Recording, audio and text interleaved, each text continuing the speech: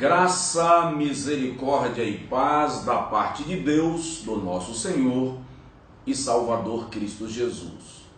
Este é o nosso Segundo às 18, trazendo para você, outra vez, uma reflexão, uma temática bíblica para a nossa orientação espiritual, expansão do nosso conhecimento em Deus e na sua palavra.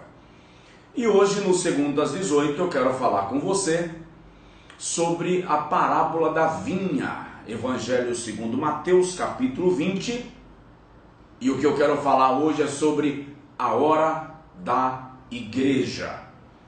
Na parábola de Mateus, capítulo 20, Jesus compara o reino dos céus a um homem que tem uma grande vinha, pai de família, e ele sai para buscar trabalhadores para a sua seara.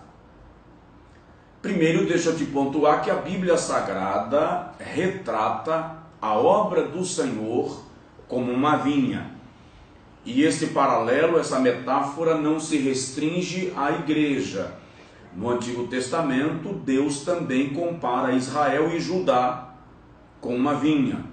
Em Isaías capítulo de número 5, o Senhor inclusive se apresenta como um vinhador que adquire uma vinha, limpa das pedras, cerca para que ela seja uma vinha frutífera. E no Novo Testamento, Jesus se refere à sua igreja como uma vinha. Portanto, a vinha na Bíblia Sagrada é a obra do Senhor como um todo. O fazendeiro, o pai de família, dono desta vinha, a qual Jesus se refere na parábola, trata-se do próprio Deus, que tem o cuidado desde sempre de zelar pela sua obra aqui na terra. Mas na parábola de Jesus, ele narra, ele retrata alguns trabalhadores ou alguns grupos, equipes de trabalhadores que trabalharam por turno. Por exemplo, no versículo de número 1 e 2, o texto diz que ele saiu pela madrugada para buscar trabalhadores.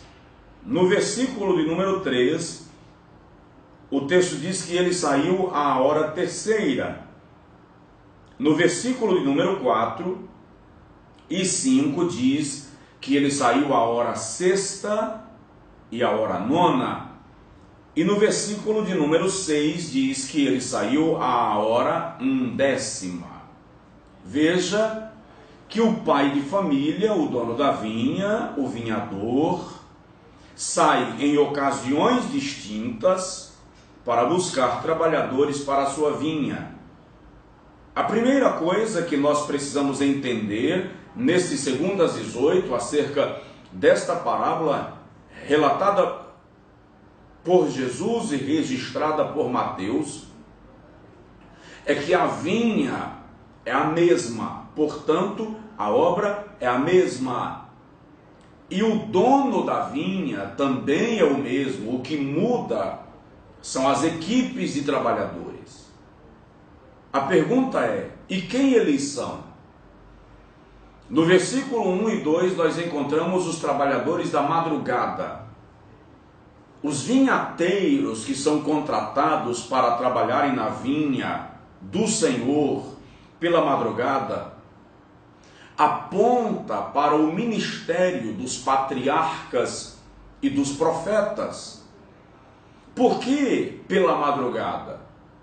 Porque no contexto do Antigo Testamento, toda a visão e contemplação que eles tinham do reino de Deus e da proposta desse reino não lhes era revelada em sua plenitude. O apóstolo Paulo, quando escreve aos Efésios no capítulo 2, diz que este é um mistério que esteve oculto aos profetas e aos patriarcas.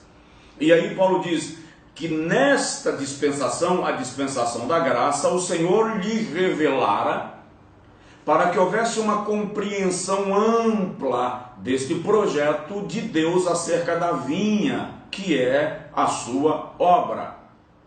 Portanto, profetas e patriarcas atuaram na madrugada, quando a revelação de Deus para eles não era uma revelação plena.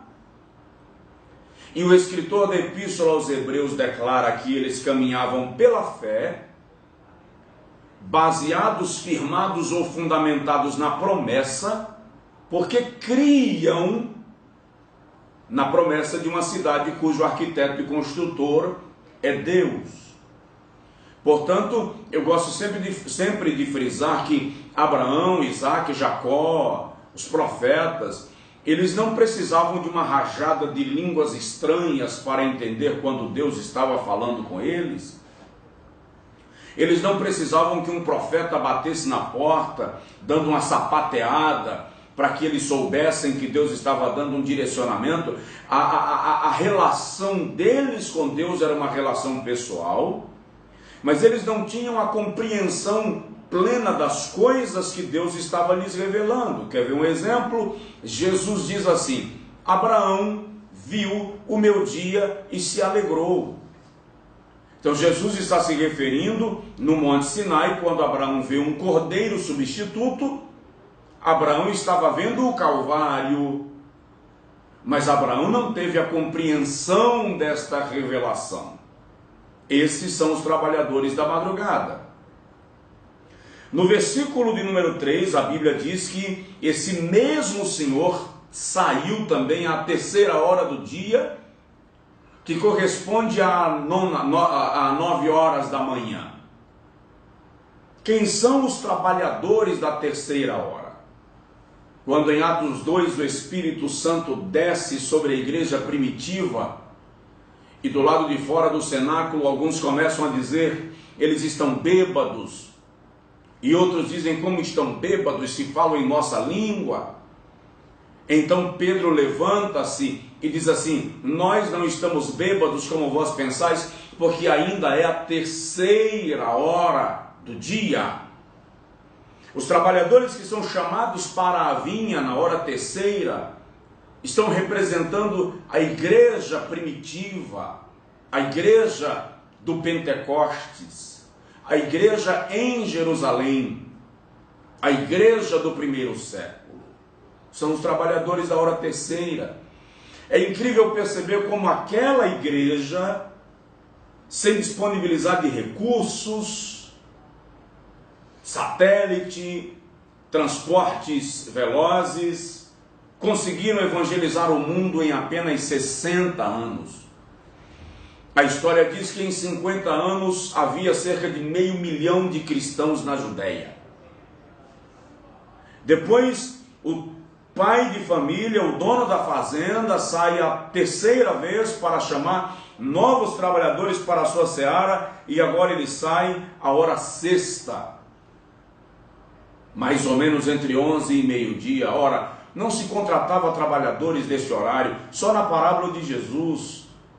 E você vai perceber, nós vamos perceber em João capítulo 4, quando Jesus traz uma das lições mais amplas e extraordinárias sobre a obra do evangelismo e missões, quando ele para a hora sexta, à beira do poço de Jacó, e começa a conversar com uma mulher samaritana, e quando ela compreende que está conversando com o Messias, e ela diz assim: quando o Messias vier, ele nos revelará essas coisas, e Jesus responde: eu o sou, eu que falo contigo. A Bíblia diz que ela deixou o balde e partiu para a aldeia de Samaria, convidando pessoas para virem ouvir o Messias que ela conhecera. E Jesus olha para os discípulos que acabaram de chegar e diz assim: vocês dizem que ainda faltam 4 meses até a ceifa, eu porém vos digo, levantai os vossos olhos, que já estão brancos para a ceifa, e eu vos enviei para colher onde não semeastes. Então, Jesus está estabelecendo e determinando que os trabalhadores da hora sexta é a expansão do Evangelho, que sai dos limites da igreja judaica, da igreja em Jerusalém, e alcança os samaritanos. Detalhe, se dependesse da perspectiva, da mentalidade judaica, o evangelho não alcançaria os samaritanos, porque havia uma objeção, uma crise entre essas duas raças, etnias, e eles não se comunicavam. Então, uma das lições que Jesus nos ensina aqui é que o evangelho não pode ficar preso a uma cultura, a uma etnia, a um povo, porque o evangelho é supracultural e supracircunstancial. Então, os trabalhadores da madrugada são os profetas e os patriarcas, os trabalhadores da hora terceira, a igreja de Pentecostes, os trabalhadores da hora sexta, a igreja samaritana, e nós vamos encontrar em Atos 10, quando o Senhor confirma isto lá em Samaria, Atos 8, perdão, quando o Espírito Santo é derramado sobre os irmãos de Samaria, e a igreja de Jerusalém reconhece agora que o Espírito Santo estava lá, e quando Pedro indaga sobre o batismo nas águas daqueles irmãos, a igreja de Jerusalém, que tem uma resistência a batizá-los no batismo cristão, em nome do Pai, e do Filho, e do Espírito Santo, então alguém diz assim: como impedir que sejam batizados aqueles a quem o Espírito Santo já confirmou a salvação? Depois, o pai de família sai à hora nona. A hora nona corresponde a 15 horas, o horário do sacrifício na cultura religiosa judaica. E aí nós vamos para Atos capítulo 10, e em Atos capítulo 10 nós vamos perceber que é exatamente a hora nona que um anjo aparece na casa de Cornélio, um gentil, e lhe diz: manda chamar Simão Pedro e ele te dirá o que fazer. Sabe o que é extraordinário? A cabeça de Pedro, dentro da cultura judaica, não comportava o evangelho entre os gentios. Você vai perceber que quando Pedro chega na casa de Cornélio, ele chega dizendo assim: não é lícito para mim, um judeu, me comunicar com vocês, gentios, porque eu sou circuncidado, eu sou puro, vocês são impuros, eu sou santo, vocês são imundos. Como é que o evangelho iria alcançar o coração dos gentios com essa linguagem? É tão forte a questão que a Bíblia diz que enquanto Pedro ainda falava, Atos 10, 44 a 46, o Espírito Santo caiu sobre os da casa de Cornélio. Ou seja, o Espírito Santo interrompeu a fala de Pedro para fazer valer o propósito dos trabalhadores da hora nona, porque Deus estava querendo, já fazia parte do plano eterno de Deus, incluir os gentios no plano da salvação, e a igreja judia ou judaica tinha dificuldade de entender isto. E Deus é tão extraordinário que ele envia Pedro para a casa de Cornélio, mas em Atos 9 ele já está encontrando Saulo, para começar com Saulo no tratamento e torná-lo o apóstolo dos gentios. Tanto é que quando Deus está conversando com Ananias em Atos 9, e Ananias diz assim: Senhor, eu tenho ouvido falar que ele é um perseguidor da tua igreja. O Senhor diz assim: ele é para mim um vaso escolhido, e eu lhe mostrarei o quanto compete padecer por causa do meu evangelho. Então, trabalhadores da madrugada, patriarcas e profetas; hora terceira, a igreja do Pentecostes; hora sexta, a igreja samaritana; hora nona, a igreja entre os gentios. Quem são os trabalhadores da hora undécima? Nós crescemos aprendendo que a última hora é a meia-noite. No entanto, no dia judaico, no relógio judaico, a última hora é a hora undécima, das 17 às 18 horas. Jesus diz em João capítulo 9 assim: trabalhai enquanto é dia, para que as trevas não vos apanhem. Então, a última hora é a hora que antecede a chegada da noite, o período turbulento, o período em que haverá uma ação desesperada de Satanás para desfazer, se contrapor, se impor. no avanço da obra de Deus. Os trabalhadores da hora undécima, portanto, são os trabalhadores da igreja da última dispensação, da igreja do arrebatamento. Ao que tudo indica, somos nós, a igreja deste tempo, os trabalhadores da hora undécima. Significa dizer que nós estamos na iminência de alguns acontecimentos espirituais extraordinários, porque a noite está chegando.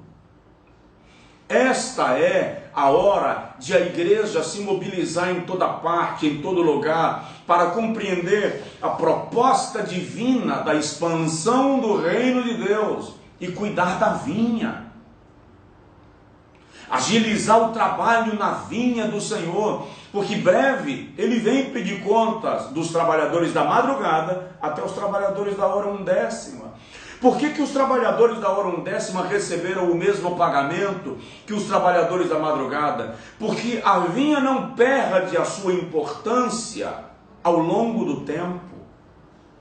Então, queridos, nesse 2 às 18, é preciso trazer à mente que nós somos trabalhadores da vinha, que o Senhor é o mesmo, e de maneira linda, nós estamos dando continuidade a um trabalho que começou nos patriarcas, nos profetas, passou por toda a história da igreja, chegou até nós nesses dias, e a nós compete cuidar da vinha com destreza, responsabilidade, amor, zelo, porque o dono da vinha vem para pedir prestação de contas.